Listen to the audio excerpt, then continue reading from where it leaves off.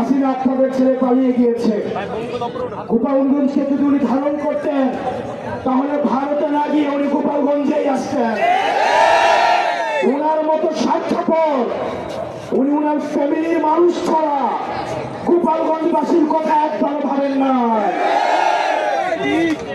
প্রিয় গোপালগঞ্জবাসী, গোপালগঞ্জ বাংলাদেশের হয়ে উঠতে পারে নাই, আপনারা বাংলাদেশের হয়ে উঠুন। আওয়ামী লীগ পরিকল্পিতভাবে গোপালগঞ্জকে বাংলাদেশ থেকে বিচ্ছিন্ন করেছে, ভবিষ্যৎ প্রজন্মের ভবিষ্যৎকে সংকটে ফেলেছে। আমরা গোপালগঞ্জবাসীকে আশ্বস্ত করতে চাই, গোপালগঞ্জ বাংলাদেশের, ফেনীও বাংলাদেশের, বগুড়া বাংলাদেশের, বাংলাদেশ এই 64টি জেলার সমান অধিকারের জন্য লড়াই করবে, সবার জন্য আমরা সমানভাবে লড়াই করবো।